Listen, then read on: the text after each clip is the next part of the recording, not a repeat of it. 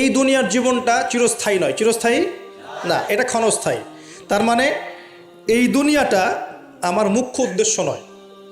আমি দুনিয়ার মধ্যে চলাফেরা করব, মুসাফির, আমার প্রয়োজন আছে বিয়ে শাদী করবেন, চাকরির প্রয়োজন চাকরি করবেন, ব্যবসার প্রয়োজন ব্যবসা করবেন, আপনার রাজনীতি করার প্রয়োজন আছে আপনি করবেন, সব কিছু চলবে, কিন্তু এগুলো আমাদের দুনিয়ার মুখ্য উদ্দেশ্য নয়। এগুলো হচ্ছে আমাদের দুনিয়াকে চালিয়ে নেওয়ার উপকরণ, মাধ্যম মাত্র। কখনোই এই নেশার মধ্যে আমরা ডুবে যাব না। ডুবে যাব, আল্লাহকে ভুলে গিয়ে দুনিয়ায় কখনো ডুবে যাব না। এটা আমার দ্বিতীয় কাজ। 3 নম্বর কাজ, আমাদের লক্ষ্য স্থির করতে হবে। দুটো লক্ষ্য আমাদের, এক, ভালো করে শোনেন, দুটো লক্ষ্য আমাদের, এক ইহকালীন লক্ষ্য, 2 পরকালীন লক্ষ্য। আল্লাহ রাব্বুল আলামিন আমাদের সবাইকে এই দুনিয়াতে পাঠিয়েছেন একটা বিশেষ উদ্দেশ্যে। আমাদেরকে কি আল্লাহ পাক খেলার ছলে সৃষ্টি করেছেন, না কোনো উদ্দেশ্য আছে? উদ্দেশ্যটা আল্লাহ পাক বলেছেন সূরাতুজ জারিয়াত এর 56 নম্বর আয়াতে। কোন সূরা, কত নম্বর আয়াত? আল্লাহ পাক বলছেন আউযু বিল্লাহি মিনাশ শাইতানির রাজিম, বিসমিল্লাহির রহমানির রহিম। আল্লাহ পাক বলছেন ওয়ামা খালাকতুল জিন্না ওয়াল ইনসা ইল্লা লিয়াবুদুন। আল্লাহ রাব্বুল আলামিন বলছেন, আল্লাহ পাক কি কথা বলেন? বলেন না? অনেকে বলছেন না, আল্লাহ পাক কথা বলেন না। কোরআন কার বাণী? আকীদা পরিষ্কার করেন, কোরআন কি আল্লাহর মাখলুক না আল্লাহর কালাম? মাখলুক মানে কি? সৃষ্টি। আমরা মাখলুক কিনা? কোরআনও কি আমাদের মতোই মাখলুক, নাকি কোরআন আল্লাহর কালাম? কালাম শব্দের অর্থ কি? কথা বা বাণী। তার মানে আল্লাহ রাব্বুল আলামিন কথা বলেন, আল্লাহ রাব্বুল আলামিন বলছেন। তার মানে কি আল্লাহ পাক এটা ওহী নাজিল করেছেন। আল্লাহ পাক বলছেন ওয়ামা খালাকতুল জিন্না ওয়াল ইনসা ইল্লা লিয়াবুদুন। আল্লাহ বলছেন আমি জিন আর মানব জাতিকে শুধুমাত্র আমার ইবাদত করার জন্যই সৃষ্টি করেছি, অন্য কোনো কারণে সৃষ্টি করি নাই। এখানে 2টা শ্রেণী পাওয়া গেল, একটা হচ্ছে জিন জাতি, একটা কে? মানব জাতি। জিন জাতিকে আমরা দেখতে পারি, দেখেছেন কখনো জিন? দেখেন নাই, কিন্তু আমাদের সমাজে অসংখ্য জিনগ্রস্ত মানুষ ঘুরে বেড়াচ্ছে। আমি বলি, ঢাকা শহরে যে মেয়েগুলো চলাফেরা করে শপিং মলে, রাস্তাঘাটে, এখানে ওখানে, এদের একটা ভালো অংশ কিন্তু জিনগ্রস্ত, জিন ধরা। এটা হয়তো বলবেন কেমন করে এটা বলতে পারেন? হ্যাঁ, আল্লাহর নূর যাদের মধ্যে আছে তারা বলতে পারে। বহু মেয়ে আছে রাস্তাঘাটে ঘোরাফেরা করে, এরা জিনগ্রস্ত, জিন ধরা। জিন ধরা না হলে ওরকম নগ্ন হয়ে ঢং করে রাস্তায় চলাফেরা করতো না। উপরে একটা জিনের প্রভাব কি আছে? আছে। বিশ্বাস করছেন না? আল্লাহর নবীজি বলেছেন, মুহাম্মদুর রাসূলুল্লাহ সাল্লাল্লাহু আলাইহি ওয়াসাল্লাম, যে যখন কোনো মেয়ে বেপর্দা হয়ে বাহিরে বের হয় তখন শয়তান, শয়তান মানে শয়তান জিন না ফেরেশতা? তখন শয়তান ওই মেয়ের সৌন্দর্যকে পুরুষের চোখে লোভনীয় বা আকর্ষণীয় করে তোলে। কে করে তোলে? শয়তান। তোমাদের কারো যদি কোনো গায়রে মাহরাম বেপর্দা কোনো মেয়েকে দেখে খারাপ চিন্তা জেগে যায়, তাহলে তোমরা বাসায় চলে যাবে। কোথায় যাবে? বাসায়। সেখানে গিয়ে তোমাদের স্ত্রীর সাথে সময় কাটাবে, ইনশাআল্লাহ তোমাদের সেই খারাপ চেতনা চিন্তা দূর হয়ে যাবে। তার মানে এই হাদিস থেকে প্রমাণ হচ্ছে শয়তান বেপর্দা মেয়েদেরকে সুন্দর করে উপস্থাপন করে। জিন ধরা মেয়ে আছে সমাজে, এবং কোনো কোনো ক্ষেত্রে এখন ছেলেদেরকেও জিন ধরছে, ধরছে না? মাঝে মাঝে দেখবেন যে এই শীতকালে কিছু কনসার্ট হয়, দেখেছেন? কনসার্ট হয়, ফ্যাশন শোজ হয়, আরও অনেক ধরনের প্রোগ্রাম হয়। এগুলোকে নাম দিয়েছে মানুষ সংস্কৃতি। কী নাম দিয়েছে? ওখানে উঠে দেখবেন যে বড় বড় চুল আছে, অনেক লম্বা লম্বা চুল, একদম স্টেজের উপর উঠে লাফালাফি ঝাপাঝাপি করছে, দেখেন নাই? মিউজিক্যাল কিছু ইনস্ট্রুমেন্ট নিয়ে, দেখেন নাই? তো আপনার কি মনে হয় এরা সুস্থ? এটা সবার সাথেই জিন শয়তান আছে। কি আছে? আচ্ছা, একটা কথা বলি, কোনো কোনো ক্ষেত্রে ওয়াজ মাহফিলের প্যান্ডেলেও দেখা যায় কিছু কমেডিয়ান, কিছু বাউল, এরা মানুষকে ডিজে জিকির শেখায়, দেখেন নাই? ডিজে জিকির, একজন গান গায়, একজন কথা বলে, কেউ চা খাওয়ায়, কেউ কফি খাওয়ায়, কেউ ঢেলেও দেয়, হ্যাঁ, কেউ উঠ বস করায়, কাউকে উঠতে বলে, কাউকে বসতে বলে। দেখবেন অনেক সময় লোকজন লাফালাফি করছে, বক্তা জিকির করছে, তার উপর হামলে পড়তেছে একদম। একটা দলিল দেখাবেন, খালি একটা দলিল যে নবী সাল্লাল্লাহু আলাইহি ওয়াসাল্লামের জামানায়, 4 খলিফার জামানায় তারা মসজিদে বসে এইভাবে জিকির করেছেন, একটা দলিল খালি দেখাবে। যে কাজ নবী করেন নাই, তার সাহাবীরা করেন নাই। এখানে বহু ওলামায়ে কেরাম আছেন, আমি তাদের সামনে কথা বলতে লজ্জা ফিল করছি। যত হাদিস আপনি ঘাটবেন, আমি তো সব হাদিস পড়ে শেষ করতে পারি নাই, স্বীকার করছি, কিন্তু নবীর যুগে এবং 4 খলিফার যুগে কোনোদিনও এইভাবে জিকির আজগার হয়েছে একটা দলিল আপনি খুঁজে বের করতে পারবেন না ইনশাআল্লাহ। অথচ দিব্যি এগুলো আমাদের সমাজে চলছে না? আর আমরা দুইটা খারাপ চরিত্র ধারণ করি, বাঙালি আমরা যারা, মন খারাপ করে না, আমরা দুইটা খারাপ চরিত্র অধিকারী আছে। এক, আমরা খুব ট্রল প্রিয় জাতি, ট্রল করতে খুব মজা লাগে। হ্যাঁ, মনে হয় যেটা করে আমি একদম বাংলাদেশে কি বলবো, দিন একদম কায়েম করে ফেলছি একদম। হ্যাঁ, এই ট্রল পাগল, ট্রল প্রিয় জাতি আমরা একটা। আরেকটা হচ্ছে আমরা ইস্যু পাগল জাতি। ইস্যু, একটা ইস্যু আসবে, খুব লাভঝাপ চলবে কয়েকদিন, ইস্যু শেষ, আবার লাভঝাপ বন্ধ, শেষ। বিদেশিরা বলে যে এটা আমাদের শিক্ষার ব্যাপার আছে, কারণ নিজের মধ্যে ত্রুটি থাকলে তো সলভ করতে হবে কি না? নিজের মধ্যে ত্রুটি থাকলে সলভ করতে হবে না? তারা বলে যে আমাদের মাথা নাকি ওই যে বাক্সে বন্দি মাছের মতো। বাক্সে বন্দি মাছ দেখেছেন? এই যে অ্যাকুরিয়ামের মধ্যে যে মাছগুলো চলাফেরা করে, এদের স্মৃতিশক্তি খুব দুর্বল হয়। ওই ছোট্ট জায়গাটুকু ওদের কাছে মনে হয় বিশাল সমুদ্রের মতো।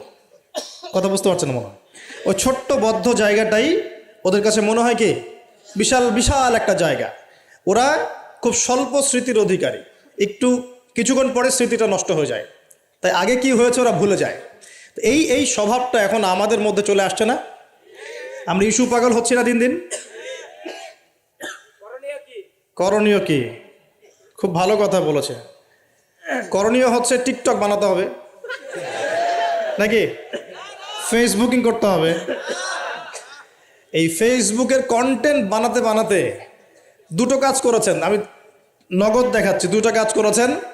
একজন কমেডিয়ানকে আলেম বানিয়ে দিয়েছেন আপনারা ট্রল করতে করতেই। একটা হচ্ছে আরেকজন গায়ক অভিনেতাকে এমপি বানাচ্ছিলেন কয়দিন আগে। গান গেত, অভিনয় করত, মেয়েদেরকে নিয়ে নাচতো। হ্যাঁ, নিজেই গান লিখে নিজেই সুর করে, সুরের সারেগামা পা কিছুই নাই, ঠিক আছে? ও নিজেই, না আমার গান আমি গাবো, কেউ শুনলে শুনুক, না শুনলে নাই। একবার প্রশাসন ধরলো, রবীন্দ্রসঙ্গীত চেঞ্জ করেছে কেন, আবার ইত্যাদি। মানে তাকে নিয়ে এখন বিবিসিতেও কথা হচ্ছে, সুবহানাল্লাহ। মানে এখন বড় বড় পলিটিশিয়ানরাও তাদের মূল্যবান সময় এইসব পিছনে নষ্ট করতেছে। হ্যাঁ, এটাও একটা ইস্যু। মানে এই যে ট্রল করতে করতে করতে করতে এখন আপনি তাকে কয়দিন আগে এমপি বানাচ্ছিলেন। এটা কিসের কারণে হচ্ছে? আমাদের এই ট্রল পাগল মানসিকতার কারণে হয়েছে। আরেকজনকে কমেডিয়ান, মানুষ ওকে দেখে মজা পেত, যে মন টন খারাপ, কেউ বলতো ভাই মন টন খারাপ, ও একটু ওর লেকচার শুনে মনটা ভালো হবে, এইভাবে আর কি দেখতো মানুষ, এভাবে ট্রিট করতো। আস্তে আস্তে আস্তে আস্তে এখন সে দেখা যায় বড় বড় আলেমদের বিরুদ্ধে কথা বলতেছে। খেয়াল করে দেখেন নাই? এটা আমরা করেছি। আমাদের এই দুইটা স্বভাবকে আগে বিসর্জন দিতে হবে। এক, আমরা ট্রল পাগল জাতি হব না, ওয়াদা করে ইনশাআল্লাহ। ট্রল করার মধ্যে কোনো রকম সার্থকতার কিছু নাই। যেটা খারাপ সেটাকে প্রতিহত করতে হবে, যেটা খারাপ সেটাকে প্রতিহত করতে হবে। আর 2 নাম্বার, যেটা ভালো তাকে উৎসাহ দিয়ে এগিয়ে নিতে হবে ইনশাআল্লাহ। আমরা সব সময় সত্যের পক্ষে থাকবো ইনশাআল্লাহ, আর সব সময় মিথ্যার বিপক্ষে থাকবো ইনশাআল্লাহ। যে কেউ যত বড় আলেম, মুফতি, মুহাদ্দিস, বক্তা, দায়ী যেই হোক না কেন, তার কোনো কথা যদি কোরআন সুন্নাহর বাইরে যায়, কোশ্চিন কালেও সে কথা গ্রহণ করবেন না, সিম্পল। সেটা আমি হই আর যেই হোক না কেন। আর যে কোনো ব্যক্তি, সে যেই হোক না কেন, তার কথা যদি কোরআন সুন্নাহর সাথে মিলে যায়, অবশ্যই সেটা গ্রহণ করবেন ইনশাআল্লাহ, সে যেই হোক না কেন। এখন আমরা যদি আমাদের দৃষ্টিভঙ্গিকে শক্ত করতে না পারি, সামনের দিনগুলো কিন্তু আমাদের জন্য খারাপ হবে। বিশ্বাস করেন, দিন কিন্তু দিন দিন খারাপ হচ্ছে। আমি আসছি ওই দিকে ইনশাআল্লাহ। এই ট্রল পাগল মানসিকতাকে ত্যাগ করতে হবে, আল্লাহ একটা তৌফিক দান করে দেন। আর 2 নম্বর হচ্ছে এই ইস্যু পাগল জাতি হব না। ইস্যু পাগল জাতি হব কেন? আমাদের একটা গন্তব্য, লক্ষ্য থাকবে। আমাদের লক্ষ্য কি? আল্লাহ বলেছেন এই আয়াতে, আমাদের লক্ষ্য হচ্ছে আল্লাহ পাক আমাকে সৃষ্টি করেছেন এই পৃথিবীতে আল্লাহর ইবাদত করার জন্য। কিসের জন্যে? এটা 1 নাম্বার ডিউটি আমার, এটা আমার লক্ষ্য, আমার কাজ পৃথিবীতে।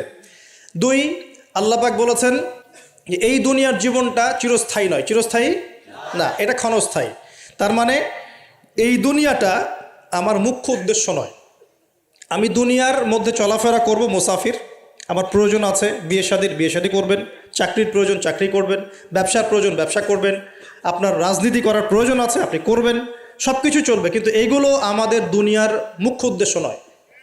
এগুলো হচ্ছে আমাদের দুনিয়াকে চালিয়ে নেওয়ার উপকরণ, মাধ্যম মাত্র।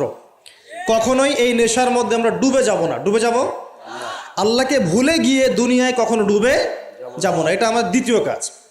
3 নাম্বার কাজ, আমাদের লক্ষ্য স্থির করতে হবে। 2টা লক্ষ্য আমাদের। 1, ভালো করে শোনেন, 2টা লক্ষ্য আমাদের। 1 ইহকালীন লক্ষ্য, 2 পরকালীন লক্ষ্য। কয়টা লক্ষ্য?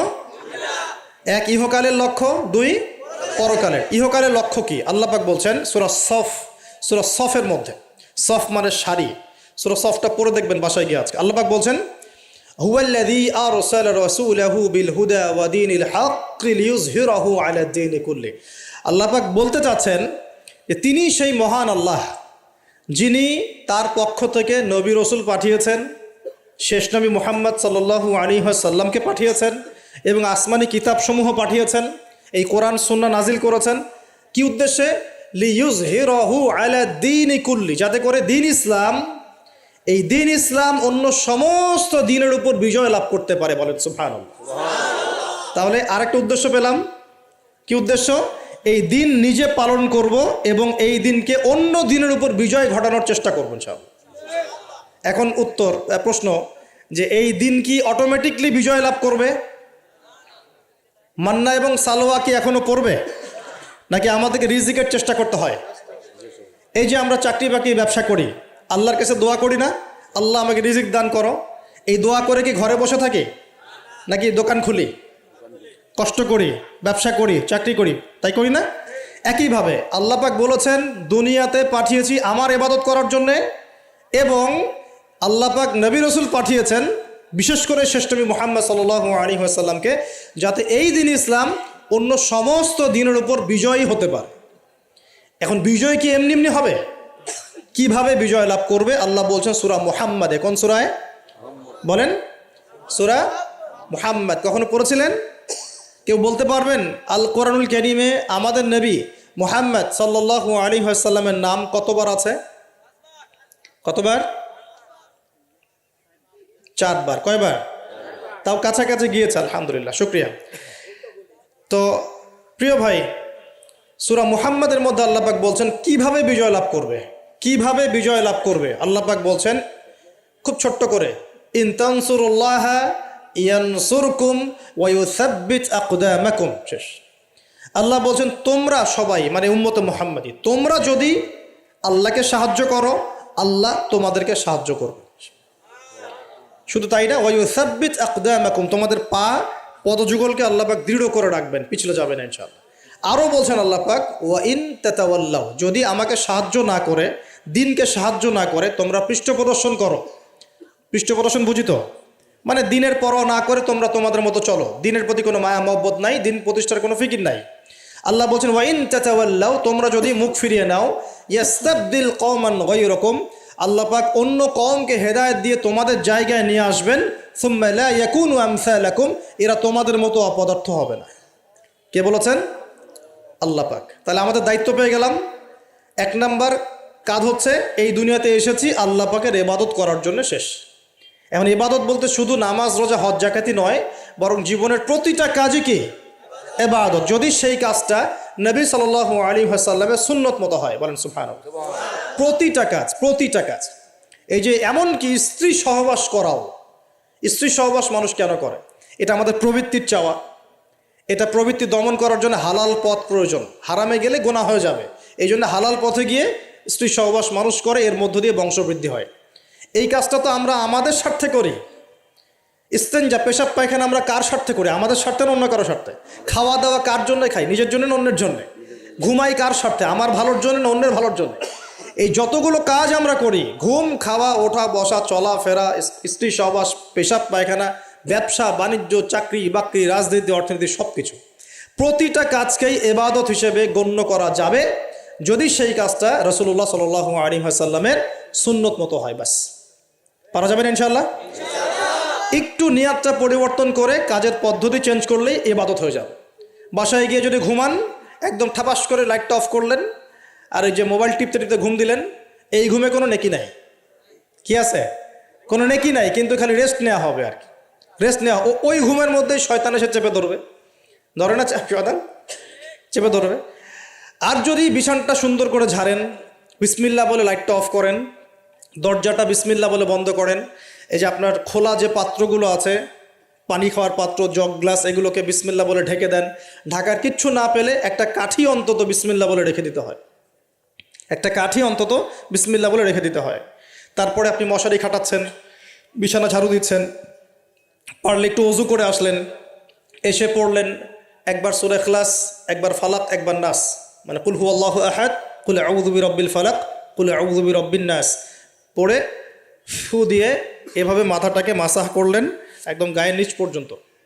এই কাজটা আরও একবার করলেন, আরও একবার করলেন, মানে 3 বার করলেন। এরপর আয়াতুল কুরসি পড়লেন, সূরা বাকারার শেষের 2টা বা 3টা আয়াত পড়লেন, যদি সম্ভব হয় সূরা মুলকটা পড়লেন। ওটা পারছেন না, ঠিক আছে, 33 বার সুবহানাল্লাহ, 33 বার আলহামদুলিল্লাহ, 34 বার আল্লাহু আকবার পড়লেন।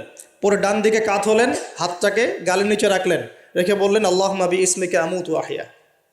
কি বললেন? আল্লাহুম্মা বিইসমিকা আমুতু ওয়া আহইয়া। আচ্ছা, কিচ্ছু পারেন না, এত কিছুই পারলেন না, শুধু ডান দিকে কাত হয়ে এখানে গালের নিচে হাত রেখে বললেন আল্লাহুম্মা বিইসমিকা আমুতু ওয়া আহইয়া। এখন আপনি 4 ঘন্টা, 4.5 ঘন্টা, 5 ঘন্টা, 6 ঘন্টা ঘুমালেন। এই যে সময়টুকু ঘুমিয়ে আছেন আপনি, বিশ্বাস করেন এই ঘুমানোর কারণে আপনার আমল নামে নেকি লেখা হবে ইনশাআল্লাহ।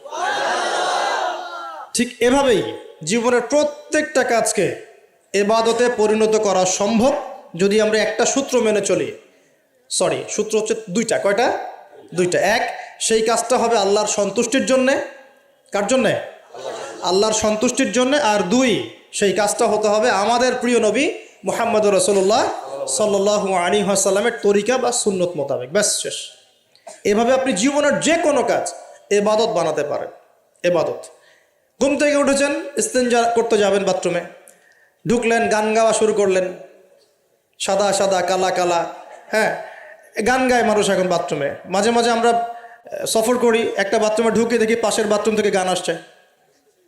এরকম হয়নি কখনো? ফেস করেন নাই? আচ্ছা, তো কোনো নেকি নাই? নেকি আছে? উল্টা শয়তান ধরবে ওখানে। কি ধরবে? জিন শয়তান ধরবে, কারণ জিন শয়তান ওখানে থাকে। কিন্তু দুষ্ট জিন কোথায় থাকে?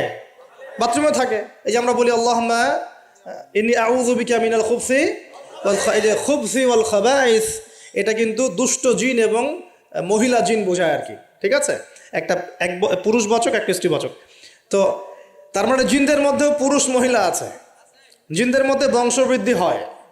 ঠিক আছে, ইবলিস সম্পর্কে সূরা কাহাফে আল্লাহ পাক বলেছেন কানা মিনাল জিন, সে ছিল জিনদের একজন। ফাসাকা আন আমরি রব্বি, সে তার রবের আদেশ লঙ্ঘন করে ফাসাকি করেছিল। ঠিক আছে, তো ওদের মধ্যেও বংশবৃদ্ধি হয়। এখন বাথরুমে গিয়ে যদি এগুলো না করে বাম পা দিয়ে ঢোকেন, ঢোকার সময় বলেন বিসমিল্লাহ আল্লাহুম্মা ইন্নী আউযু বিকা মিনাল খুবসি ওয়াল খাবাইস, বসলেন, এবং বাম পায়ে, এই যে পায়ে আমি ব্যথা বলছি, যে বাম পায়ে ভর দিয়ে বসতে হয়। কোন পায়ে? আচ্ছা, এখন ইংলিশ টয়লেটের মধ্যে এখন বসেন বাম পায়ে ভর দিয়ে, কেমন করে বসবেন বলেন? আমি বলি, কিছু মনে করেন না, আমি বলি কি, আমরা প্রত্যেক দিন নামাজে বলি, সবাই বলি, ইমাম, মুক্তাদি সবাই বলি গায়রিল মাগদুবি আলাইহিম ওয়ালাদ-দাল্লিন। মনে আছে? এখানে নবীজিকে প্রশ্ন করা হচ্ছে, ইয়া রাসূলুল্লাহ, মাগদুব কারা, দল্লিন কারা? আমরা যে বলি নামাজে আল্লাহ আমাকে মাগদুবের পথ থেকে বাঁচাও, দল্লিনের পথ থেকে বাঁচাও, ইহদিনাস সিরাতাল মুস্তাকিম, সরল পথ দেখাও। তো ইয়া রাসূলুল্লাহ সাল্লাল্লাহু আলাইহি ওয়াসাল্লাম, এই মাগদুব কারা আর দল্লিন কারা? নবীজি বলছেন, এক বাক্যে বলছেন, শোনো, আল মাগদুব হচ্ছে হুমুল ইহুদি, তারা হচ্ছে ইহুদি জাতি। কারা? ইহুদিরা কোথায় আছে এখন? হ্যাঁ, নামটা মনে থাকবে তো? আচ্ছা, ও কিন্তু এখন শক্তিশালী, আর ওরাই কিন্তু দাজ্জালকে অনুসরণ করবে, এটা মাথায় রাখেন। আচ্ছা, আর অনেকদিন বলছি দাজ্জাল বিশ্ব শাসন করবে, মানে কি, বিশ্বের প্রত্যেকটা ডিপার্টমেন্ট শাসন করবে। বিশ্বের প্রত্যেকটা department, politics, economics, finance, world affairs, আপনার মিডিয়া, প্রযুক্তি এবং অস্ত্রশস্ত্র, সব কিছু ওর নখদর্পণে থাকবে। সব কিছু না হলে সে বিশ্ব শাসন করতে পারবে না, সম্ভব না। কেউ যদি বিশ্বের অর্থনীতি নিয়ন্ত্রণ করতে না পারে, সে কি বিশ্ব শাসন করতে পারবে? এই যে শ্রীলঙ্কাকে বিশ্ব শাসন করতে পারবে? পাকিস্তান পারবে? পাকিস্তান কয়দিন পর দেউলিয়া হয়ে যাবে। পাকিস্তান কয়দিন পর কি হবে? দেউলিয়া হয়ে যাবে। হ্যাঁ, আর ওদেরকে দেখে যদি আমরা শিক্ষা না নেই, তাহলে আমাদের কপালও খারাপই আছে। ওইটা বললাম, ওদেরকে দেখে যদি আমরা শিক্ষা না নেই, তাহলে আমাদের খরিও তো খারাপ আছে। আল্লাহ হেফাজত করুন বলে আমিন। তো যেটা বলছিলাম, বিশ্ব শাসন করতে হলে বিশ্বের সব ডিপার্টমেন্ট শাসন করতে হবে কি হবে না? হবে। এখন আমরা সূরা ফাতিহায় পড়ি, গায়রিল মাগদুবি আলাইহিম, আল্লাহ তুমি আমাদেরকে ইহুদিদের পথ থেকে বাঁচাও। ওয়ালাদ দল্লিন, দল্লিন মানে নবীজি বলছেন হুমুন নাসারা, তারা হলো ওই নাসারা বা খ্রিস্টান জাতি যারা বলে যে আল্লাহর সন্তান আছে। বলেন আউযুবিল্লাহ। আল্লাহ পাকের সন্তান আছে? আমরা কি বলি? লাম ইয়ালিদ, তিনি কাউকে জন্ম দেননি, কারো কাছ থেকে জন্ম। কিন্তু এই যে 200-300 কোটি খ্রিস্টান বলছে যে আল্লাহর সন্তান আছে, নাউযুবিল্লাহ। এই জন্য ওরা দল্লিন, পথভ্রষ্ট। দল্লিন মানে কি? পথভ্রষ্ট। তো নবীজি স্পষ্ট বলছেন যে গায়রিল মাগদুবি আলাইহিম ওয়ালাদ দল্লিন। এখানে মাগদুব আর দল্লিন মানে হচ্ছে, মাগদুব হলো ইহুদিরা গজবপ্রাপ্ত, আর দল্লিন হচ্ছে নাসারা আবার খ্রিস্টান জাতি। এখন আপনার সাথে আমার কথা, আপনাদের সাথে আমার কথা, আমাদের পলিটিক্স থেকে শুরু করে বাথরুমের কমোড পর্যন্ত, ঠিক আছে, আইন কানুন থেকে শুরু করে আমাদের চেহারা সুরত পর্যন্ত, আমাদের পোশাক পরিচ্ছদ থেকে শুরু করে অর্থনীতি, পরিবার, সব কিছু, এই সব কিছু ওই দুই জাতির অনুসরণে গড়ে উঠেছে। এটাই সবচেয়ে বড় আফসোসের কথা আমাদের জন্য, সবচেয়ে বড় আফসোস। বাথরুমটাও নিজের মতো করতে পারলাম না, ঠিক আছে। এই যে দেখবেন কমোডে কি বাম পায়ে ভর দিয়ে বসা যাবে? আচ্ছা, ওইখানে কাপড় কি পবিত্র রাখা যাবে? কিভাবে ইউজ করে আমি এখনো বুঝি না, কেমন করে ইউজ করে, ঠিক আছে। আরো নতুন পদ্ধতি আসছে, এটা শুনলে আরো হাসবেন। বিভিন্ন জায়গায় যাওয়া হয়, আলহামদুলিল্লাহ। আল্লাহ বলেছেন সিরু ফিল আরদ, জমিনে বিচরণ করো। আল্লাহ বলেছেন কোরআনে সিরু ফিল আরদ, তোমরা জমিনে ঘুরে দেখো। ফানজুর কাইফা কানা আকিবাতুল মুকাজ্জিবিন, দেখো যে আল্লাহকে যারা মিথ্যা প্রতিপন্ন করেছে, আল্লাহর সাথে সীমা লঙ্ঘন করছে, ওদের কি পরিণত হয়েছে। দেখলাম যে এখন ইংলিশ টয়লেটও গায়েব, এখন দিয়ে রাখছে কিছু কিছু বাটি। কি দিয়ে রাখছে? ছোট ছোট টুকরা দিয়ে আছে প্লাস্টিকের এবং হ্যাঁ সিরামিক্সের মনে হয়। তো ওইখানে দাঁড়ায় দাঁড়াই করতে হবে, 1 নাম্বার করলে দাঁড়ায় দাঁড়াই করতে হবে, এবং সবগুলো একই মাপের দেয়া আছে। এখন যদি ব্যক্তির কারো হাইট হয় 6 ফিট, কারো 5 ফিট, কারো 4 ফিট, কারো 2 ফিট, 3 ফিট, এই পার্থক্যে কীভাবে সে মেকআপ করবে আল্লাহ ভালো জানে, এটা কেমন করে ম্যাচ করবে আল্লাহ ভালো জানে। কাউকে টুলের উপর দাঁড়াই করতে হবে, কাউকে একটু নিচু হয়ে করতে হবে, মানে মাপ তো একই। আরও যে কি কি দেখতে হবে আল্লাহ ভালো জানেন। তো প্রিয় ভাইরা, বাথরুম করতে গিয়ে যদি নবীর সুন্নাহ মতো করেন, এখান থেকে কথাগুলো আসছে। যদি বাম পা দিয়ে ঢোকেন, বা পায়ে ভর দিয়ে বসেন, দেখবেন ইস্তেঞ্জা করেও শান্তি পাচ্ছেন। নবীর প্রতিটা সুন্নত বৈজ্ঞানিক, যে সুন্নত আপনি পালন করবেন, আপনি বৈজ্ঞানিক উপকারিতাও পাবেন ইনশাআল্লাহ। এই যে একটু আগে এক ভাই বলছিল, আপনি তো খানি না হুজুর, 1 চামচ কি 1.5 চামচ ভাত খাচ্ছেন, খানি না। তাই আমি বললাম যে আমি কম খাওয়া হুজুর, কারণ নবী সাল্লাল্লাহু আলাইহি ওয়াসাল্লাম কি শিখিয়েছেন? তিনি বলেছেন আমরা যা খাই না, তিনি নবী হওয়ার পরে মনে হয় সেটাও খেতে পারেন নাই। বিশ্বাস করছেন না? এরকম 3-3টা মাসের চাঁদ চলে যেত যে নবী সাল্লাল্লাহু আলাইহি ওয়াসাল্লামের বাসায় চুলাও জ্বলে নাই। আর আমাদের তো একবেলা যদি না খাই, তাহলে আল্লাহর উপর কত শেকায়াত, কত অভিযোগ, তাই না ভাই? আচ্ছা, তারপরে তিনি বলছেন একজন ব্যক্তির এতটুক খাওয়াই যথেষ্ট যে কোমর, মেরুদণ্ড সোজা করতে পারে, আল্লাহর ইবাদত করতে পারে। আর যদি তোমাদের খেতেই হয়, তাহলে পেটটাকে 3 ভাগ করে খাবে। কয় ভাগ? 1 ভাগ খাবার রাখবে, 1 ভাগ পানি খাবে, আর 1 ভাগ এই শ্বাস প্রশ্বাস চলাচলের জন্য ফাঁকা রাখবে। কয়জন এর উপর আমল করে দেখাতে পারে? কতজন মানুষ আছে? আর যারা একদম গোগ্রাসে খায়, এদের ব্যাপারে কোরআনে এবং হাদিসে কিন্তু মারাত্মক কথা আছে। আল্লাহর নবী সাল্লাল্লাহু আলাইহি ওয়াসাল্লাম বলেছেন যে তোমরা খুব বেশি ঢেকুর তুলো না। কি করো না? একজন সাহাবী খুব ঢেকুর উঠাচ্ছে, সাহাবী না আসলে, উনি পাশ দিয়ে যাচ্ছিলেন, খাবার দাবার খেয়ে পাশ দিয়ে যাচ্ছিলেন। তো নবীজি তার ঢেকুর তোলা দেখে বলছেন যে তোমরা বেশি ঢেকুর তুলবে না, কারণ দুনিয়াতে যে ব্যক্তি বেশি পেট পুড়ে খাবে, কাল কিয়ামতের মাঠে সে সবচেয়ে বেশি ক্ষুধার্ত থাকবে। বলেন নাউযুবিল্লাহ। খাবেন আপনি, নিজের পেটটাকে 3 ভাগ করবেন, এক ভাগ খাবার, এক ভাগ কি পানি, আর এক ভাগ শ্বাস প্রশ্বাসের জন্য ফাঁকা। আর এই ব্যাপারে একটা কথা বলে দেই, শেষ জামানায় কিন্তু খাবারগুলো সব করাপ্টেড হয়ে যাবে। কী হবে? খাবার ভেজাল হবে, ভেজাল। এটার দলিল সূরা কাহাফে আছে, আমি এটা ব্যাখ্যা করব না আজকে। সূরা কাহাফে আছে, আমি ব্যাখ্যা করব না, শুধু ইন্ডিকেশন দিচ্ছি। 309 বছর ঘুমিয়েছিলেন আসহাবুল কাহফ। কত বছর? 309 বছর ঘুম থেকে উঠেই তারা প্রথম যে অনুভবটা করেছেন সেটা হলো তারা ক্ষুধার্ত। তারা কি ক্ষুধার্ত? দেখেন 309 বছর পর যদি আপনি ঘুম থেকে ওঠেন, আপনার কাছে এই দুনিয়াটা আজীব মনে হবে, হবে না? কিন্তু ওনারা ক্ষুধার্ত, পকেটে কিছু মুদ্রা ছিল, যেই মুদ্রাগুলোর মান 309 বছরও কমে যায় নাই। কমে গিয়েছে না। এখন আপনি আপনার মুদ্রা নিয়ে ঘুমান 300 বছর, দেখেন তারপর কি হয়। কি হবে? টাকা থাকবো না যাইবো গা? আচ্ছা, তারপরে শুনেন, এরপরে উঠেই তারা বলছে ফালিয়ানজুর আইয়ুহা আজকা তুআমা, এই মুদ্রাগুলো দিয়ে বাজারে কাউকে পাঠাও, তোমাদের 9 জন 10 জনের মধ্যে একজনকে বাজারে পাঠাও।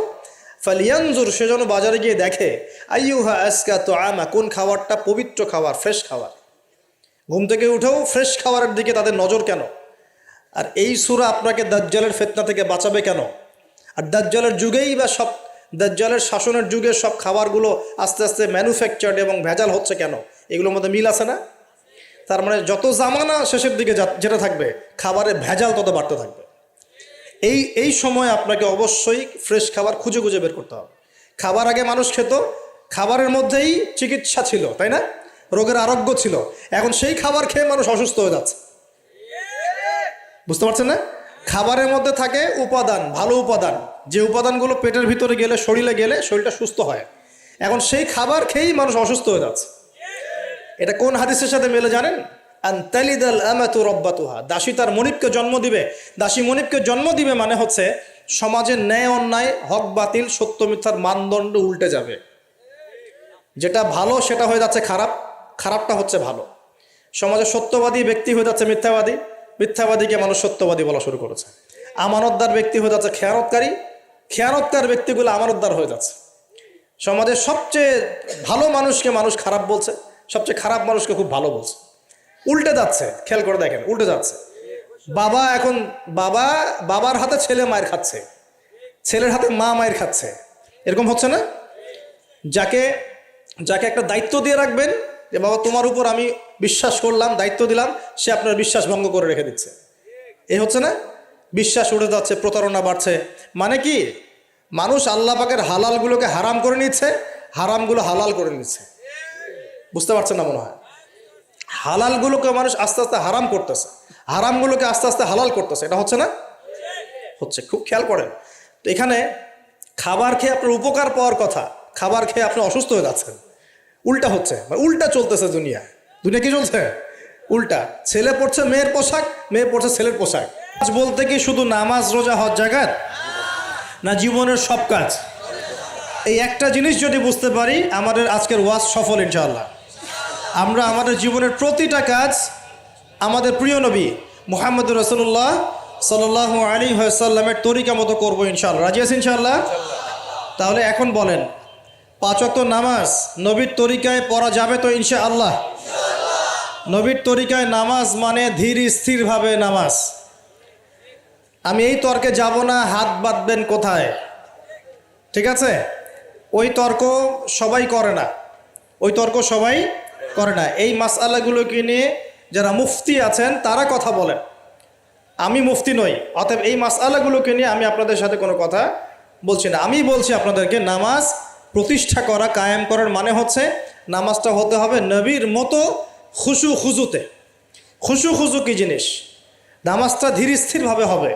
নামাজে কি পড়ছি সেটা বোঝার চেষ্টা করতে হবে। নামাজে কি বলছি আল্লাহর সাথে সেটা বোঝার চেষ্টা করতে হবে।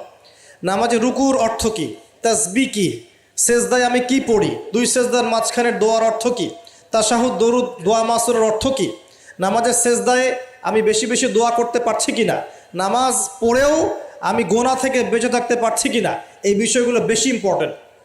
আমি কি বোঝাতে পারছি? নামাজ ধীর স্থিরভাবে, রিল্যাক্সে, তাড়াহুড়ো নাই, বুঝে বুঝে পড়ার চেষ্টা করবেন। আল্লাহ পাক তৌফিক দান করুন। যারা নামাজ ধরি ছেড়ে দেই তাদের জন্য একটা হাদিস। নবী সাল্লাল্লাহু আলাইহি ওয়াসাল্লাম বলেছেন, মান তারাকা সালাতান মুতাআম্মিদান ফাকাদ কাফার। মনে রাখবেন, নবীজি বলেছেন, কেউ যদি তার উপরে অর্পিত ফরজ নামাজ ছেড়ে দেয়, নামাজ পড়াকে জরুরি মনে করে না, ফাকাদ কাফারা, সে ব্যক্তি কুফরি করলো। বলে নাউজুবিল্লাহ। নামাজ কি ছাড়বো ভাই ইনশাআল্লাহ? আল্লাহ পাক আমাদের সবাইকে 5 ওয়াক্ত নামাজি বানিয়ে দেন, বলি আমিন। এবং রমজান মাস আসার আগেই নামাজের স্পিড আবার ধরতে হবে, পারবো তো ইনশাআল্লাহ? আল্লাহ আমাদের সবাইকে কবুল করুন, বলি আমিন। এবং রমজান মাসে সুস্থতার সাথে রোজা রাখার তৌফিক দান করুন। রমজান শব্দটা যখন এসেই গেল, তখন আর দুটা কথা বলি। রমজান মাসের সবচেয়ে বড় বৈশিষ্ট্য হচ্ছে এই মাসে আল্লাহ পাক কোরআন নাজিল করেছেন। কি করেছেন? এখন সারা বিশ্ব জুড়ে একটা ইস্যু চলছে না, কোরআন ইস্যু, কোরআন পুড়িয়ে দেয় ইস্যু, মনে আছে? যে কোরআন পুড়িয়ে দিয়েছে, আমার দৃষ্টিতে তার চেয়ে বড় অধম সেই ব্যক্তি যে মুসলিম পরিবারে জন্মগ্রহণ করেও কোরআন তেলাওয়াত করা শেখে নাই। হয়তো আমার কথা বুঝতে পারছেন না। কোরআন একজন পুড়িয়ে দিয়েছে, যদি আমার ক্ষমতা থাকতো ওর গর্দান নামাই দিতাম, কিন্তু তার চেয়েও বড় অপরাধী আমার কাছে আছে, আমাদের চোখে আছে। কে? যে মুসলিম পরিবারে 20-30-40 বছর থেকে আছে, মুসলিম সমাজে, মুসলিম পরিবারে নামাজে যায়, ইমামদেরকে চেনে, আলেমদের সাথে সম্পর্ক আছে, এরপরেও সে কোরআন তেলাওয়াত করতে পারে না। এ বড় অপরাধী আমার কাছে। কে বড় অপরাধী? এটা লজ্জার না? একটা মুসলিম পরিবারের থেকে আমি কোরআন তেলাওয়াত করতে জানবো না, লজ্জার না? নাকি আপনারা সেই সব শায়েখ হতে যাচ্ছেন যে কোরআন তেলাওয়াতও করতে জানে না, বাহাসের জন্য ডাকে মানুষকে? দেখেন নাই এরকম আছে না? মনে হয় যেভাবে ইসলাম পালন করা যাবে। ইসলামের জ্ঞান অর্জনের প্রথম ধাপটাই হচ্ছে বিশুদ্ধ করে কোরআন তেলাওয়াত করা শেখা। প্রথম ধাপ কি? আগে বিশুদ্ধ করে কোরআন তেলাওয়াত করা শিখতে হবে। এরপরে আসবে কোরআন হিফসের ব্যাপার, আরবি ব্যাকরণ শেখার ব্যাপার, কোরআনের তাফসীর করার ব্যাপার, হাদিসের ইবারত পড়ার যোগ্যতা অর্জন করা। আস্তে আস্তে আকীদা পড়বে, উসুলের বই পড়বে, ফিকহের বই পড়বে, তারপর এই যে আপনার কুতুবে সিত্তা পড়ে শেষ করবে। তারপরে গিয়ে সে মাশাআল্লাহ একজন দাঈ, আলেম, মুফতি, এগুলো হচ্ছে আলহামদুলিল্লাহ। তো শুরুটা কোত্থেকে হচ্ছে? কোরআন বিশুদ্ধ করে তেলাওয়াত করা। তো এই শুরুটাই যদি আমাদের ঠিক না হয়, তাহলে কি কোরআন ঘরে রেখে খালি চুমু খেলে হবে? কোরআন কি খালি চুমু খাওয়ার জন্যে? কোরআন থেকে তাবিজ লেখার জন্যে? কোরআন বাবা মারা গেলে কোরআন তেলাওয়াত করবো এই জন্যে? 40-60 দিন কোরআন তেলাওয়াত করবো এই জন্যে? কেউ মারা গেল, ব্যাস আমরা কোরআন দিয়ে একটা মাহফিল করে দিলাম, ব্যাস সব হয়ে গেল? আস্তাগফিরুল্লাহ। আল্লাহ পাক আমাদের সবাইকে যেন কোরআন তেলাওয়াত শেখার তৌফিক দান করেন। একটা চ্যালেঞ্জ গ্রহণ করেন যে আমি নিজে কোরআন তেলাওয়াত করা শিখবো, আরও 10 জনকে শিখাবো ইনশাআল্লাহ। পারা যাবে না? যদি এই একজন প্রত্যেকে যদি নিজে শিখি, আর প্রত্যেকে যদি 10 জন করে শিখাতে পারি, শোনেন, প্রত্যেকে যদি নিজে শিখি এবং নিজ নিজ পরিবার বা নিজের আমার আন্ডারে যারা আছে, মনে করেন আপনি একজন একটা গার্মেন্টসের মালিক, আপনার আন্ডারে অনেক মানুষ চাকরি করে না? নিজে নামাজ পড়লেন, নিজে কোরআন তেলাওয়াত করা শিখলেন। আপনি যদি তাদেরকে নৈশকালীন কোরআন শেখান, সবার নেকি আপনি পাচ্ছেন না? আপনার পরিবার আছে, পরিবারে আপনি নামাজ পড়েন, এখন আপনি কোরআন তেলাওয়াত করতে জানেন, এখন আপনার মা, বোন, স্ত্রী, সন্তানদেরকে আপনি শেখালেন। এই পুরো পরিবারটা কোরআনওয়ালা হলো না? একটা সমাজের দায়িত্বশীল আমি।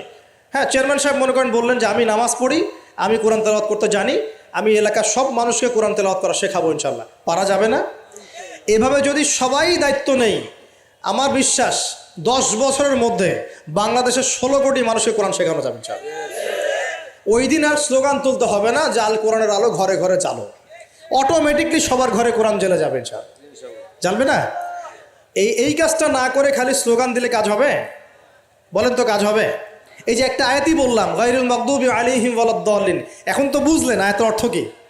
আল্লাহর রাসূল আমাদেরকে বলছেন তোমরা ইহুদিদের পথ অনুসরণ করো না, তোমরা নাসারাদের পথ অনুসরণ করো না। কিন্তু বাস্তবতা হচ্ছে আমার সব ক্ষেত্রেই ওদের আদর্শেই চলছে না?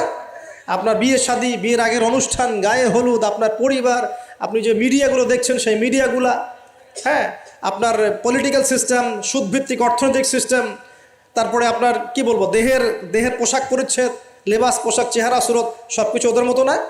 আমি তো দেখালাম এমনকি বাথরুমের কমোড পর্যন্ত ওদের মতোই, তাই না? তো এখন এই একটা আয়াত বুঝলেই আপনি বুঝতে পারছেন যে আসলে সব তো উল্টা চলছে।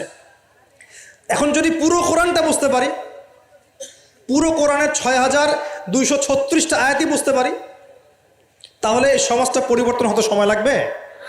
এই কারণেই তো কোরআন থেকে দূরে সরানোর জন্য এত পায়তারা চলছে।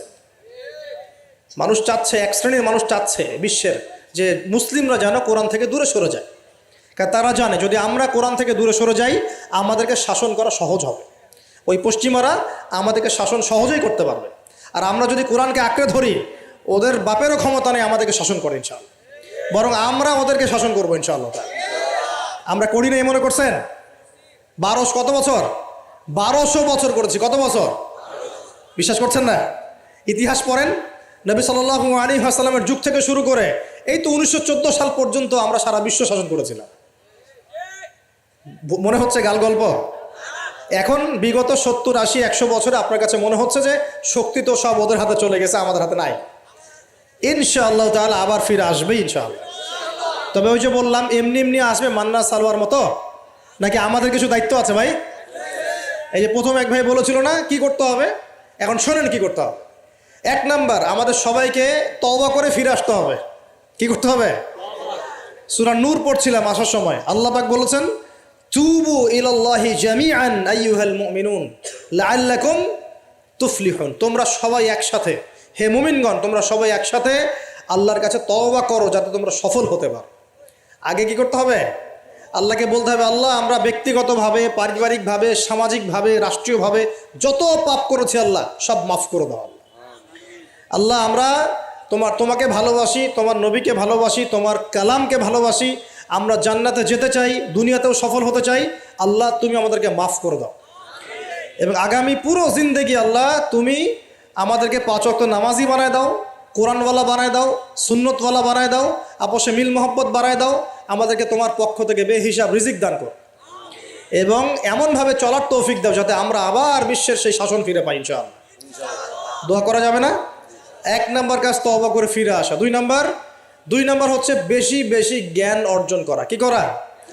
জ্ঞান অর্জন ছাড়া কোনো লাভ নাই। একদিন মাহফিল শুনতে আসছেন, যদি মনে করেন যে বাস কাজ হয়ে গেছে, আসলে কিছুই হয় নাই, মন খারাপ করেন না, আসলে কিছু হয়নি। এখন এখান থেকে আপনাকে ইন্সপিরেশন নিয়ে আগামী দিনে চলতে হবে। জ্ঞান অর্জন করতে হলে কি করবেন? খালি একটা ভিডিও দেখবেন, একটা খালি বিচ্ছিন্ন বই পড়বেন।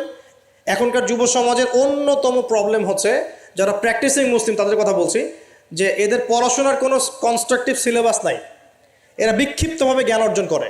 এই আদনান ভাইয়ের একটা লেকচার শুনলাম, এই অমুক শায়েখের একটা লেকচার শুনলাম, অমুক দায়ের একটা লেকচার শুনলাম, হ্যাঁ অমুকের একটা বই পড়লাম, তমুকের একটা বই পড়লাম, বিক্ষিপ্ত জ্ঞান। এই বিক্ষিপ্ত জ্ঞান আপনার মাথাটাকে এলোমেলো করে দিবে।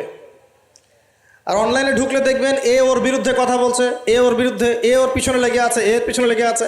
এখানে ভালো যতটুকু পাবেন খারাপের চেয়ে বেশি পাবেন। এখানে এভাবে জ্ঞান অর্জন করা যাবে না। কীভাবে? যেভাবে আমরা চেষ্টা করছি। হয়তো ওয়াজ মাহফিল এসে আমরা যতটুকু জানি এর 30, 40, 50% কথাও কিন্তু বলতে পারি না।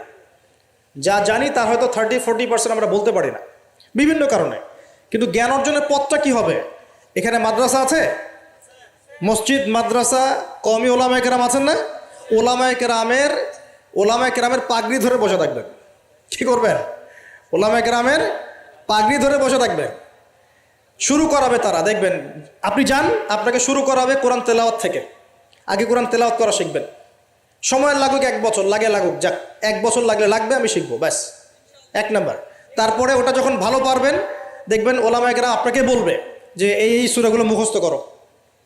আপনি নামাজের জন্য যে সূরাগুলো লাগে মুখস্থ করতে হবে না? নামাজের ফরজ, ওয়াজিব, এই সুন্নত, মোস্তাহাব জানতে হবে না? এই মাসলাগুলো জানবেন, সূরা কালাম মুখস্থ করবেন, দোয়া কালাম মুখস্থ করবেন। তারপরে আপনি যদি আরও বেশি চান আপনি হিফজ করবেন। কোরআন কি করবেন? হিফজ মানে মুখস্থ করবেন। আমার তো মনে হয় আমরা যদি 1 বছর চেষ্টা করি আমরা সবাই কমপক্ষে 1 পারা হলেও মুখস্থ করতে পারবো না? ইনশাআল্লাহ। কোনো সমস্যা নেই। এরপরে আপনি যদি আরও বেশি চান তখন আরবি ভাষা এবং সাহিত্যের কিছু ব্যাকরণিক ক্লাসিক্যাল বই আছে, এই বইগুলো ধরে ধরে পড়তে হবে আলেমদের কাছে। খুব বেশি সময় লাগবে না। আপনি মনে করছেন যে অনেক সময় লাগবে, এত সময় লাগবে না। আপনার মেধা যদি শার্প হয়, এটা ডিফার করে, কারো মেধা খুব শার্প, কারো মেধা অল্প নিতে পারে। ইনশাআল্লাহ 2-3 বছর সময় দেন, ইনশাআল্লাহ দেখবেন আপনি অ্যারাবিক ক্লাসিক্যাল বইগুলো পড়ার যোগ্যতা অর্জন করেছেন। এরপর কি লাগবে? এরপর আসবেন আপনি হাদিসের বইগুলো পড়বেন, আস্তে আস্তে আপনি তাফসির অনুবাদগুলো কিনবেন। এখন তো হাদিসের বইগুলো বাংলায় অনুবাদ হয়ে গেছে, তাফসির অনেক তাফসির বাজারে চলে আসছে। এই তাফসির পড়লে আপনি মুফাসসির হয়ে যাবেন, মুহাদ্দিস হয়ে যাবেন, এটা বলছি না, কিন্তু অ্যাটলিস্ট আপনি কোরআন তো জানতে পারবেন। এর মধ্যে যেগুলো বুঝবেন না আবার আলেমের কাছে যাবেন, ওস্তাদ এটা বুঝতে পারলাম না। আমরা তো প্রতিদিনই এই কথা বলি যে উস্তাদ এটা বুঝতে পারলাম না, হুজুর এটা বুঝতে পারলাম না, প্রত্যেক দিনই বলে। বুঝবো কতটুকু, এই জ্ঞান কত গভীর, এই গভীর সমুদ্রের সব জ্ঞানকে অর্জন করা আমার পক্ষে সম্ভব? আমরা তো মনে করি 10%, 5%ও জ্ঞান আমরা অর্জন করতে পারি না এখন, কিন্তু কন্টিনিউয়াসলি চেষ্টা থাকলে আল্লাহর পক্ষ থেকে জ্ঞান আসবে ইনশাআল্লাহ। জ্ঞান কার পক্ষ থেকে আসে? এই ডিগ্রির সার্টিফিকেট মানেই জ্ঞান নয়। ডিগ্রি সার্টিফিকেট অর্জন করেছি মানেই যে বড় একজন মানে ইসলাম বেত্তা হয়ে গেছি, এমন নয় বিষয়টা। জ্ঞান কার পক্ষ থেকে আসে? আর অনেক বড় বড় ডিগ্রি অর্জন করেও যদি মনের মধ্যে রিয়া, অহংকার এগুলো থাকে, তাহলে ওই জ্ঞানেও কোনো লাভ নাই। লাভ আছে? ইবলিসের কি জ্ঞানের কোনো লাভ আছে? ও কিন্তু বড় আবেদ ছিল, অহংকারের কারণে পথভ্রষ্ট হয়ে গেছে, আল্লাহ মাফ করুক। তো এভাবে প্রচেষ্টা চালান, আল্লাহর কাছে বেশি বেশি দোয়া করেন। প্রত্যেক দিন বলবেন রব্বি জিদনি ইলমা। কি বলবেন? রব্বি জিদনি ইলমা। বলবেন রব্বি ইশরাহ লি সাদরি ওয়া ইয়াসসির লি আমরি ওয়াহলুল উকদাতাম মিন লিসানি ইয়াফকাহু কওলি আল্লাহুম্মা ফাক্কিহনি ফিদ-দীন ওয়া আল্লিমনি আত-তা'ওয়িল। এগুলো দোয়া করবেন। এই দোয়াগুলো করতে থাকলে দেখবেন ইনশাআল্লাহ আপনি জ্ঞান পাবেন, আল্লাহর পক্ষ থেকে জ্ঞান পাবেন। তো তওবা করার পর প্রথম কাজ কি ভাই বলেন? জ্ঞান অর্জন করা। ইকরা বিসমি রাব্বিকাল্লাযী খালাক। আর এই জ্ঞান নিয়ে তো অনেক কথা হচ্ছে না? এখন এই জ্ঞান অর্জন করবেন কোন জ্ঞান? যে জ্ঞান আপনাকে আল্লাহ এবং তার রাসূলের দিকে নিয়ে যাবে সেই জ্ঞান অর্জন করবেন। যে জ্ঞান আপনাকে আল্লাহ এবং তার রাসূল থেকে দূরে সরাই দিবে সেই জ্ঞান অর্জন করতে যাবেন। ব্যাস, কথা শেষ। এখন আপনি নিজেই বুঝতে পারবেন কোন জ্ঞান আপনাকে আল্লাহর দিকে নিচ্ছে আর কোন জ্ঞান আপনাকে আল্লাহ থেকে দূরে সরাচ্ছে। শুধুমাত্র ইসলামিক জ্ঞানই কি অর্জন করব, না বৈষয়িক জ্ঞানও দরকার আছে? উত্তর অবশ্যই বৈষয়িক জ্ঞানও দরকার আছে, এটাই উত্তর। এই বৈষয়িক জেনারেল জ্ঞানগুলো অর্জন না করলে কোরআন সুন্নাহকে হাতে নিয়ে বিশ্বকে চ্যালেঞ্জ করা যাবে না। বুঝতে পারছেন না কথা? কোরআন সুন্নাহর জ্ঞান থাকবে ভিতরে, আবার আপনার মধ্যে সমকালীন জ্ঞানগুলো থাকতে হবে। এরপরে দেখবেন ইনশাআল্লাহ আপনি ডিনামাইট। ইনশাআল্লাহ আপনি পলিটিক্স বুঝবেন, আপনি সোশ্যাল অ্যাফেয়ার্স বুঝবেন, আপনি পলিটিক্যাল অ্যাফেয়ার্স বুঝবেন, ওয়ার্ল্ড অ্যাফেয়ার্স বুঝবেন, ইকোনমিক সেকশন বুঝবেন, সবই বুঝবেন ইনশাআল্লাহ। ইনশাআল্লাহ তাহলে আপনি তখন জনশক্তি হবেন। কি হবেন? জনশক্তি। এর সাথে দরকার কারিগরি শিক্ষা। কি শিক্ষা? এই শিক্ষাটাও খুব দরকার। কারণ চাইনিজরা দেখেন না, কারিগরি শিক্ষার এবং কৃষি শিক্ষায় মানে দক্ষ হওয়ার ফলে তারা কৃষি জমি বাড়াতে পেরেছে, প্রবৃদ্ধির হার বাড়াতে পেরেছে, এবং কারিগরি শিক্ষা প্র্যাকটিক্যাল শিক্ষিত হয়ে ওরা সারা বিশ্বের ডিভাইস যন্ত্রগুলো তৈরি করছে এবং সারা বিশ্বের মার্কেট দখল করে বসে আছে। আপনার হাতে যে ফোনটা, ওটাও দেখবেন তারই তৈরি করা। তাহলে এই শিক্ষাটা বেশি ইম্পর্টেন্ট, প্র্যাকটিক্যাল শিক্ষা। তো প্রথম কথা ভাই, তওবা করে ফিরে আসতে হবে। দ্বিতীয় কথা হচ্ছে অবশ্যই সবাইকে কী করতে হবে ভাই? জ্ঞান অর্জন করতে হবে। জ্ঞান অর্জনের একটা সিলেবাস আছে, এটা বললাম। কোরআন শেখেন, আরবি শেখেন, হাদিস পড়া শেখেন, ওলামায়ে কেরামের সোহবতে থাকেন, ইনশাআল্লাহ তাআলা আল্লাহ আপনাকে জ্ঞান দিবেন ইনশাআল্লাহ। আর জ্ঞান আসা মাত্রই যে আমি সব কিছু বুঝে ফেলবো তা নয়। জ্ঞান অর্জন একটা ক্রমবর্ধমান সিলসিলা। দোলনা থেকে কবর পর্যন্ত শেখার কোনো শেষ আছে? আল্লাহ পাক আমাদের সবাইকে জ্ঞান অর্জন করার তৌফিক দান করুন। এরপর কি, ওই যে আল্লাহ পাক ইবাদত করতে পাঠিয়েছেন দুনিয়ায়, তাই যতটুকু জানবো ততটুকু আমল করবো ইনশাআল্লাহ। পারা যাবে তো ইনশাআল্লাহ? যা জানি আমল করবো ইনশাআল্লাহ। জেনেছি আজকে আমি যে সুবহানাল্লাহ পড়লে 100 বার সুবহানাল্লাহ পড়লে 1000 নেকি হয়, বাস আমল করা শুরু করবো ইনশাআল্লাহ। জেনেছি আজকে কোরআনের একটা হরফ পড়লে 10 নেকি হয়, কোরআন তেলাওয়াত করবো ইনশাআল্লাহ। এখনই জেনেছি সূরা কাহাফের প্রথম 10 আয়াত মুখস্থ করলে আল্লাহ দাজ্জাল থেকেও বাঁচাবেন, মুখস্থ করে ফেলুন ইনশাআল্লাহ। একটু আগে জানলাম ঘুমানোর আদব কি, আজকে আমল করবো ইনশাআল্লাহ। একটু আগে জানলাম ইস্তেঞ্জা করার আদব কি, আজকে আমল করবো ইনশাআল্লাহ। যা জানবো আমল করবো ইনশাআল্লাহ। পারা যাবে ইনশাআল্লাহ। এবং নিজে আমল করব, সবার আগে নিজের পরিবারে প্রতিষ্ঠা করব। আগে সমাজে দৌড় দিব না, আগে কোথায় দৌড় দিব? আগে পরিবারে। আমার পরিবারে যদি বেনামাজি থাকে আমার সন্তান সন্ততি, আর আমি নামাজের ওয়াজ করে বেড়াই, মানুষ শুনবে? আমার পরিবারে আল্লাহ না করুক যদি নিজের বউ বেপর্দায় চলে, হ্যাঁ, আর আমি যদি আসে আপনাকে পর্দার ওয়াজ করে, আপনি শুনবেন? কোনোদিনও শুনবেন না। এই কারণে আগে নিজের পরিবারের মধ্যে কায়েমের চেষ্টা করতে হবে। এখানে একটা কথা বলে রাখি, অনেক চেষ্টা করার পরেও কখনো কখনো পরিবারের লোকজন নাও শুনতে পারে। বুঝতে পারেনি মনে হয়? অনেক চেষ্টা করেছেন, তারপরেও পরিবারের লোক শুনছে না। এমন হতে পারে না? নূহ আলাইহিস সালামের ক্ষেত্রে হয় নাই, লূত আলাইহিস সালামের ক্ষেত্রে হয়নি, হয়েছে।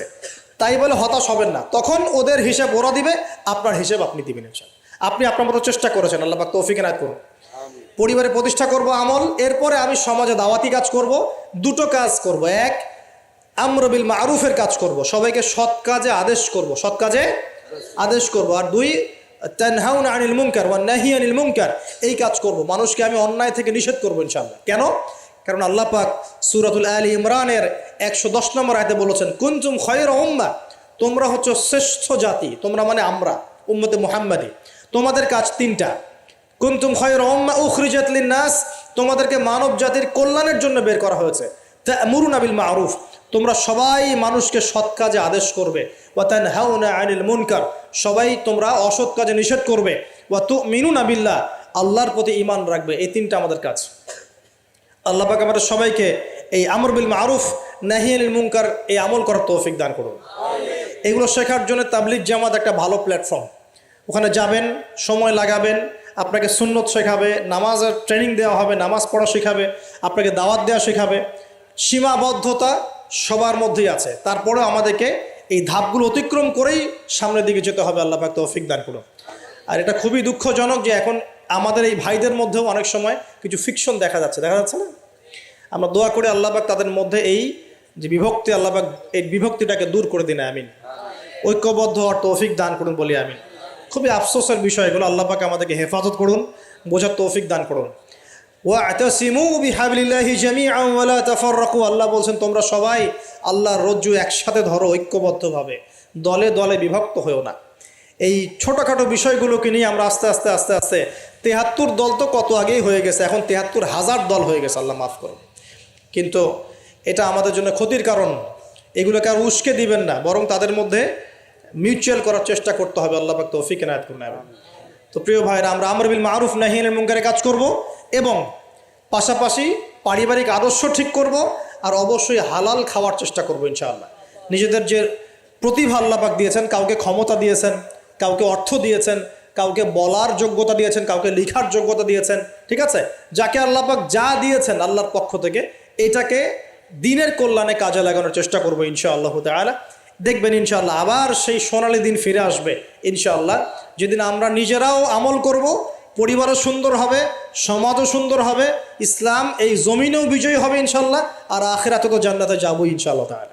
আল্লাহ পাক আমাদের সবাইকে এই দুনিয়াতে আসার উদ্দেশ্যটা মনে রাখার তৌফিক দান করুন। আল্লাহ বলেছেন দুনিয়ায় পাঠিয়েছি আল্লাহর ইবাদত করার জন্য, অন্য কোনো কারণে নয়। দুইটা কাজ করলে ইবাদত হবে, এক প্রতিটা কাজ আল্লাহ সন্তুষ্টির জন্য করব, দুই নবীর সুন্নাহ মতো করব। এর ফলে কি হবে? এর ফলে আমরা সেই গন্তব্য অর্জন করব যেটা সূরা আলী ইমরানের 185 নম্বর আয়াতে বলা আছে। কত নম্বর আয়াত? 185। এটাই শেষ আয়াত। আল্লাহ রাব্বুল আলামিন বলছেন কুল্লু নাফসিন যায়িকাতুল মাউত, এই কারাগারের দুনিয়ার জীবন সংক্ষিপ্ত, এখানে সমস্ত সত্তা মৃত্যুর স্বাদ গ্রহণ করবে, ঠিক আছে? এবং কিয়ামতের মাঠে তোমাদের সবাইকে যার যার প্রতিদান দেওয়া হবে। এবার তোমাদের গন্তব্য শোনো, ফামান যুহজিহা আনিন নার, ওই দিন যাকে জাহান্নামের আগুন থেকে বাঁচানো হবে, ওয়া উদখিলাল জান্নাহ, এবং জান্নাতে ঢুকিয়ে দেওয়া হবে, ফাকাদ ফাজ, ওই ব্যক্তি হচ্ছে সফল। This is the real definition of success.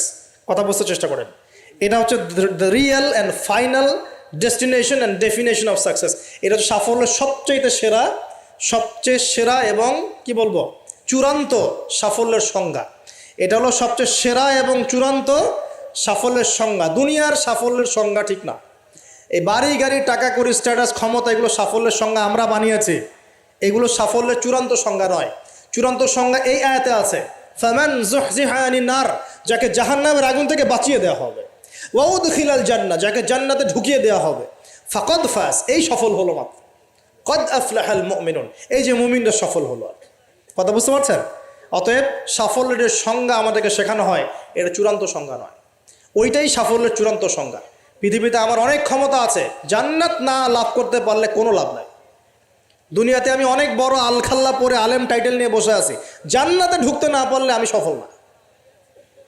দুনিয়াতে আমাকে মানুষ অনেক বড় কিছু বলছেন, এই যে মুফাসসিরে কোরআন, হাবি জাবি ইত্যাদি ইত্যাদি, এগুলোর সাথে আমার কোনো সম্পর্ক নাই। যদিও আমরা তালেবে ইলম, জ্ঞানের ছাত্র।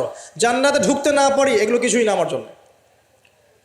দুনিয়াতে আপনাকে অনেক বড় অর্থনীতিবিদ বলা হচ্ছে, বুদ্ধিজীবী, বিশাল কিছু, আপনি একদম ক্ষমতাধর, হ্যাঁ, বিশ্বনেতা। জান্নাতে ঢুকতে না পারলে আপনি ব্যর্থ। জান্নাতে ঢুকতে না পারলে আপনি খবর আছে। এই পুলসিরাত পার না হতে পারলেই সমস্যা আছে, শেষ, সব শেষ। ফেরাউনের কথা মনে করেন, কত বড় প্রতাপশালী, এক হুকুমে সারা বিশ্ব জয় করে ফেলায়, শেষ। ও যাইতে পারবে না জান্নাতে, শেষ। আর এখানে একজন ভ্যান চালক বেচারা 5 ওয়াক্ত নামাজ পড়ে, রমজান মাসে রোজা রাখে, সাধ্যমতো দান সৎকা করে, হালাল খায়, মরে গেলে যদি জান্নাতে চলে যায় ও সফল ইনশাআল্লাহ। একজন মুদির দোকানদার, কৃষক, আমাদের এই মিসকিন ভাই, গরিব মানুষ, কৃষি কাজ করে খায়, ব্যবসা করে খায়, ঠিক আছে, মানুষ ভালো মন্দ মনে করে না, মানুষ মনে করে সমাজের কোনো স্ট্যাটাস নাই, দাম নাই, ওর কথা কেউ শোনে না, ও বিয়ের প্রস্তাব দিলে কেউ গ্রহণ করে না, মরে গেলে যদি জান্নাতে যায় ও সফল ইনশাআল্লাহ। আল্লাহ পাক আমাদের সবাইকে কথাগুলো বোঝার তৌফিক দান করুন। দুনিয়াতে এসেছি আল্লাহর ইবাদত করার জন্যে। এই দুনিয়ার জীবনটা চিরস্থায়ী নয়। এখানে রোল মডেলকে মুহাম্মদ রাসূলুল্লাহ সাল্লাল্লাহু আলাইহি ওয়াসাল্লাম। কি কনস্টিটিউশন ফলো করব? কোরআন এবং সুন্নাহ। কে রোল মডেল? আমাদের প্রিয় নবী। কিভাবে আমল করব? 2টা শর্ত মেনে, আল্লাহ সন্তুষ্টির জন্যে, 2 রাসূলের তরিকা অনুযায়ী। কোন কাজ ইবাদত? জীবনের সব কাজই ইবাদত যদি রাসূলের তরিকা মতো হয়। এখন যদি এই শর্তগুলো পূরণ করতে পারি, তওবা করি, জ্ঞান অর্জন করি, হালাল খাই, পরিবার গড়ি, দাওয়াতি কাজ শুরু করি এবং ইসলামকে আল্লাহর জমিনে প্রতিষ্ঠার চেষ্টা করি, ইনশাআল্লাহ তাআলা ইসলাম আমাদেরকে সহই, ইসলাম দুনিয়াতেও বিজয়ী হবে ইনশাআল্লাহ, আর আমরাও পরকালে জান্নাতে যাবো ইনশাআল্লাহ। আল্লাহ পাক আমাদের সবাইকে কথাগুলো বোঝার এবং আমল করার তৌফিক দান করুন। আল্লাহ পাক আমাদের সবাইকে তওবা করে দিনের পথে ফিরে আসার তৌফিক দান করুন। বেশি বেশি নেক আমল করার তৌফিক দান করুন। সবাইকে হালাল খাওয়ার তৌফিক দান করুন। দিনের জ্ঞান অর্জন করার তৌফিক দান করুন এবং সবাইকে দাওয়াতি কাজ করার তৌফিক দান করুন। ঐক্যবদ্ধভাবে দিনটা প্রতিষ্ঠা করার তৌফিক আল্লাহ পাক দান করুন। আমিন। আকুলু কওলি হাযা আস্তাগফিরুল্লাহি ওয়া লাকুম ওয়া লিসাইরিল মুসলিমিন। বারাকাল্লাহু লানা ওয়া লাকুম বিল আয়াতিল হাকিম।